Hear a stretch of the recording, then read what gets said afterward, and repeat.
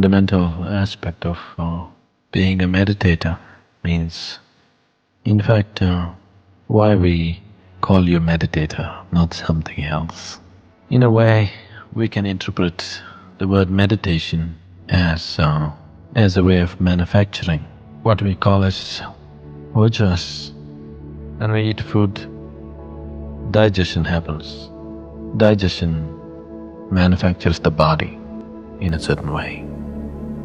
The food that you eat, which is getting transformed into the physical body. For our physical existence here, having a well-manufactured body is important, but body by itself does not serve any purpose. In fact, body, as if you have known life, you know that can become a means of great suffering. The moment as I'm saying this, I know mind will say, but there is so much pleasure in the body too. Yes, body is capable of pleasure also.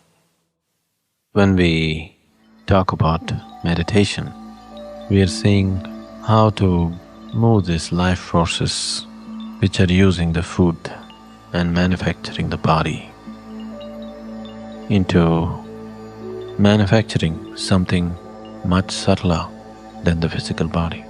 Body is capable of immense suffering and also quite a lot of pleasure. But the limitations of the pleasure will be unfulfilling over a period of time. It is usually the expectation of pleasure which keeps people going, not the pleasure itself. Looking forward to it is more excitement than actually having it. So, whatever is little pleasurable in the body, we decorate it in so many ways. And in fact, in many ways, we make it not so easily attainable too. Socially, culturally, psychologically, we make the simple pleasures of body not so easily attainable because most of the excitement is only in looking forward to it. Now, the process of shifting the life forces into a different level of manufacture, instead of manufacturing physical body cells, when it begins to manufacture subtler energies which we call as ojas, then we say, you are in meditation. Instead of initiating people into just 15 minutes of shunya, which is self-contained in itself but not going beyond a certain aspect of energy. In terms of awareness, it's a wonderful tool. But in terms of energy, certain limitations have been put upon it because the people that we are initiating are not in any level of preparedness for higher or more intense manifestations of ojas.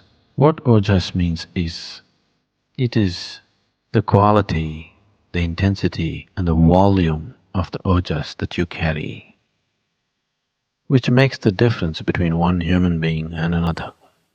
Why one human being's presence seems to be so strong and transforming another human being's seems to be so weak and has no influence even on his own life is simply the kind or the amount of ojas that you carry with you. A meditator means somebody who has set up an industry of ojas, a manufacturing unit of ojas. But because right now these spiritual processes that have been taught to people, are being taught right now, is still being treated as just a side thing, that spiritual process has still not become a top level of priority in people's lives. It is quite limiting and frustrating to not allow people to go into higher states of energy and ojas. For a guru, it's quite frustrating to see and not do what is possible simply because people either don't have the necessary balance or preparedness or discipline, or they're still unable to understand the priorities that they need to allocate to different dimensions of their life. There are so many things that you can do to dissipate and to destroy the growth of ojas in you. Various types of mental activity can do that.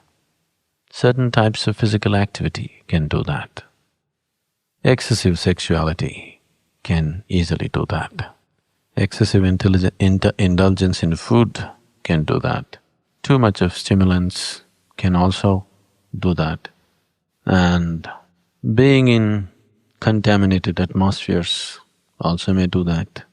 So, going into processes which would enhance one's ojas and change the very fundamentals of their life, and also take a person to a completely different dimension of experience and joy within himself, blissfulness, which is not only his, which will be everybody's around him.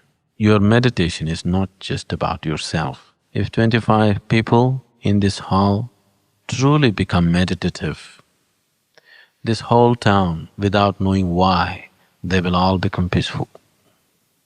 Without having any idea what is happening to them, there will be a certain sense of settling in them. So meditation is not just about yourself. The deeper one goes into it, the more of a device he becomes for everybody's well-being. It's not by blabbering good things that true peace and well-being will come, only when people carry the right kind of energy around them.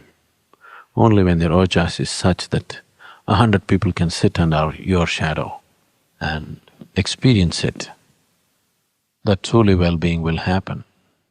And there are quite a few of people here and in many places where I go who are experientially open, and they're capable of definitely generating higher possibilities of energy and sustaining it. They're capable, it's very clear.